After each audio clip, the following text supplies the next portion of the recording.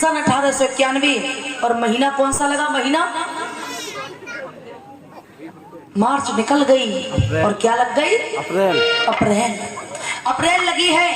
अम्मा आपको वो चैत को महीना, चैत को, हाँ जब वो गेहूं कटाते हैं चैत वाले महीने हुआ। आज माता भीमाबाई विचार कर रही हैं कि समय तो धीरे धीरे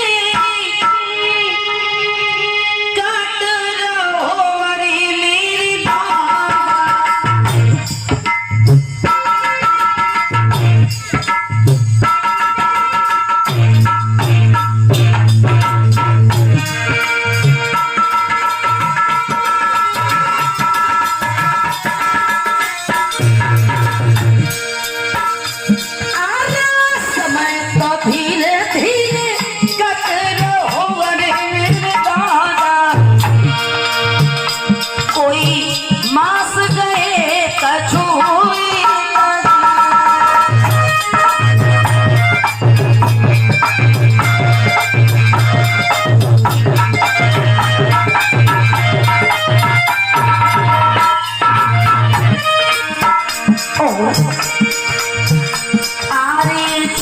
महीना या बोला वो है परदेसी।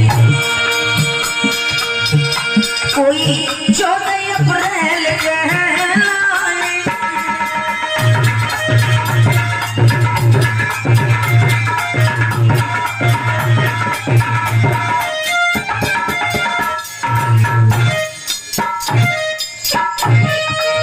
इतना ही नहीं, आरी पुत्र रतन कोई रजनी रही बाताई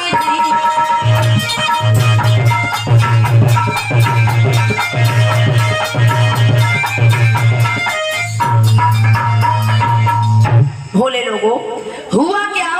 इधर जब 8 महीने बीत गए, 9वां महीना लगा। 9वां महीना भी पूरा बीतने को आ गया और महीना वो चैत का जिसे कहते अप्रैल। 1 अप्रैल निकल गई, 2 अप्रैल निकल गई, तीसरी निकल गई, चौथी निकल गई, 5 अप्रैल निकल गई और यहाँ तक जब 13 अप्रैल लगी है। कितनी अप्रैल? 13 अप्रैल। माता भीमाबाई के पेट में बहुत तेजी से वो प्रसव वाली पीड़ा होने लगी, दर्द होने लगा, प्रसव वाला दर्द होने लगा। माता भीमाबाई की बहुत तेजी से होने लगा। अपनी मीरा को बुलाया और मीरा से कहा कि हे बिटिया मीरा, पता नहीं मेरे पेट में बहुत तेजी से दर्द हो रहा है। मीरा कहने लगी ऐसा करो, मीरा कहने लगी ऐसा करो कि हम अभी जाते हैं और हाजमा का टैबलेट लेके आते हैं, हाजमा की टैबलेट। अब भैया बच्चे वाली दर्द हो और हाजमा को अगर कोई हींग पिवाए दे या कोई और चीज हाजमा वाली खिलाए दे तो क्या दर्द बंद हो जाए? नहीं, वो दर्द हाजमा वाला दर्द नहीं, वो बच्चे वाला दर्द है। और वो दर्द तब तक होगा जब तक वो बच्चा हो नहीं जाएगा। बहुत तेजी से दर्द हो रहा है। तब तक क्या हुआ कि पिता रामजी राव जो अंग्रेजी सेना में सूबेदार हुए थे, उनकी बदली भी हुई इंदौर की महू छावनी में। रामजी राव ने 13 तारीख को सुबह अपनी गृहिणी की उंगली पकड़ी और आज ऐसे ही समय में जाना भी जरूरी है भाई, ये कोई घर का काम तो नहीं है, आज नहीं तो कल हो जाएगा। सूबेदार थे, सूबेदार के पद पर थे तो उन्हें जाना भी जरूरी है। अपनी गृहिणी को लिवाया लेके और कितनी तारीख को, कितनी तारीख को 13 अप्रैल को, 13 अप्रैल को चले। उस समय गाड़ी घोड़ा का तो कोई साधन होता ही नहीं था। 13 तारीख को चले, पूरे दिन चले और पूरी रात चले और जब सुबह इंदौर की महू छावनी में आए तो तारीख कितनी लग गई? 14 तारीख लग गई। लोगों, आपने छावनी देखी है? छावनी फौजी जो लोग रहते हैं, इधर झांसी में जाना है आप कहीं, झांसी में तो छावनी बहुत ज्यादा है, फौजी लोग रहते हैं। भोले लोगों, इंदौर की महू छावनी में उनकी जो पोस्टिंग हुई तो पहला जो फौजी कोई होगा, एक फौजी तो उस महू छावनी में कमरे नंबर पड़े थे। ये कमरा नंबर 1, ये दूसरा फौजी रहेगा, वो 2 नंबर, वो कमरा नंबर 3, वो 4, वो 5, वो 6, ऐसे ही कमरा नंबर 14-15 तक डले थे। कमरा मतलब नंबर डले थे। पहले कमरे को देखा तो पहला कमरा नंबर उन्हें खाली नहीं मिला। अब भैया जो जितनी जल्दी, जैसे कहीं हॉस्टल में या कहीं छावनी में या कहीं भी जाओगे ना, अस्पताल में जल्दी पहुंच जाओगे, पहला ही कमरा मिल जाएगा। और नहीं तो का ऊपर 2 मंजिल पर डाल दिया जाए आपके मरीज को। वो हुआ क्या, वहां पर एक कमरा नंबर खाली नहीं, दूसरा खाली नहीं, तीसरा खाली नहीं, चौथा खाली नहीं। और इधर जब कमरा नंबर 13वां देखा तो 13वां भी खाली नहीं। बाबा साहब माता भीमाबाई की क्या हुई संतान? बाबा साहब माता भीमाबाई की क्या हुई संतान? अरे सन 1890 से पहले तो 13 संतानें हो गई थी बाबा साहब को छोड़ के। हाँ जी, क्या हुई संतान? 14वीं। बाबा साहब माता भीमाबाई की 14वीं संतान। अब वो 13 कमरे नंबर खाली नहीं मिला, और जैसे ही 14वें नंबर कमरे में पहुंचे रामजी राव अपनी गृहिणी को लेकर के, तो 14वां नंबर कमरा उन्हें खाली मिल गया। अब वो ये 14वें नंबर कमरे में उन्होंने जो गृहस्थी लाए थे वो रख दी। हुआ क्या, 14वें नंबर कमरे में तो गए, लेकिन वहां जो बेड था, बेड कमरे के हिसाब से बेड भी पड़े थे, छोटे छोटे कमरा थे, तो बेड भी एक बेड पड़ा। उन्हें जो बेड मिला तो बेड पे भी नंबर, भाई ये सरकारी चीजें हैं तो सब नंबर तो डले ही होंगे, हर चीज पे नंबर पड़े होंगे। कमरा नंबर 1 मिला, खाली नहीं, दूसरा देखा खाली नहीं, 14वां खाली मिला। ऐसी बेड नंबर जो वहां पर मिला कमरे नंबर में, वो भी ना तो 1, ना 2, ना 12, ना 13, वो भी बेड जो मिला उस पे डला है 14। बाबा साहब माता भीमाबाई की 14वीं संतान लोगों, और तारीख 14 अप्रैल, और कमरा नंबर वो बेड नंबर।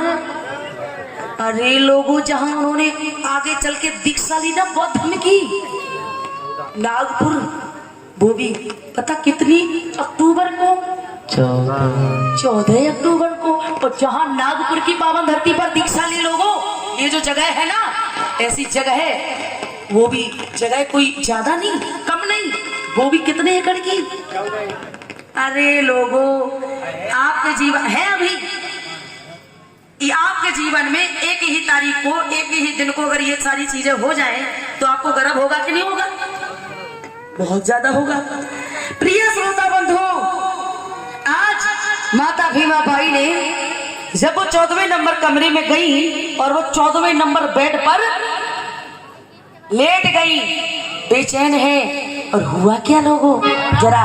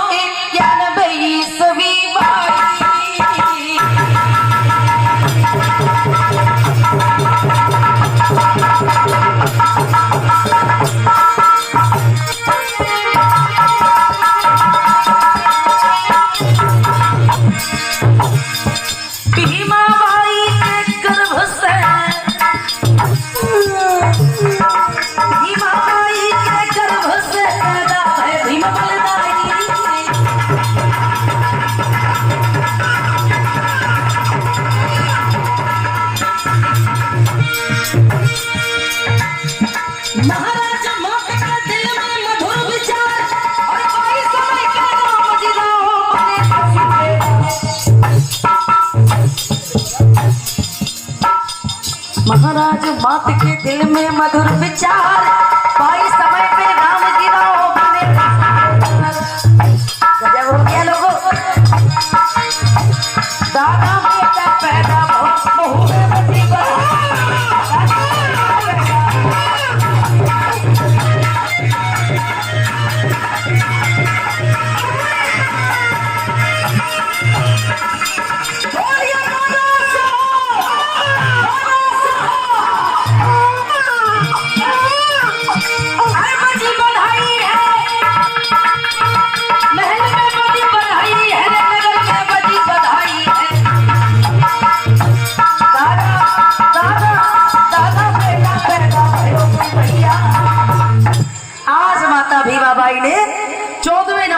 कमरे में 14वें नंबर बेड पे 14 तारीख को एक बहुत सुंदर से किसे जन्म दिया? बालक को जन्म दिया। लोगों,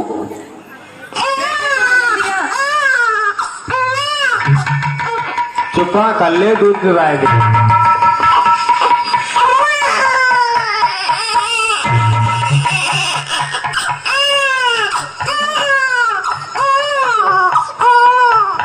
जब बहू छावनी में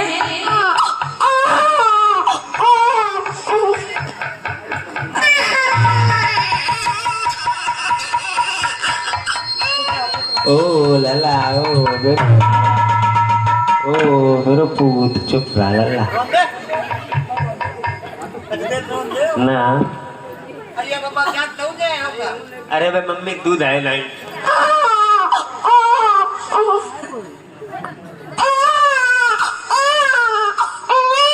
आज बहुत सुंदर से किसका जन्म हुआ? लाडली का। अब हम ये देखते हैं कि जो लोग 14 अप्रैल मनाते होंगे उनकी तो कोई बातें नहीं। अच्छा हाँ, तो खड़ा करो कि कौन कौन 14 अप्रैल मनाते धूमधाम से। अरे आपने तो बिल्कुल गजब कर दिया। क्या बात है, एक बार बजाओ इन लोगों के लिए जोरदार तालियां। 14 अप्रैल मनाते हो तो आपको ये सब पता होगा कि किस तरीके से खुशी मनानी है ना? प्रिय श्रोता बंधुओं, आज बहुत सुंदर से बच्चे को जन्म दिया। आज रामजी राव अपने बेटे को गोदी में लेके और अपनी गृहिणी की उंगली पकड़ के जब उस 14 नंबर कमरे से थोड़े बाहर आते हैं तो जो और अन्य महिलाएं थी, अन्य फौजियों की महिलाएं थी, वो भी सब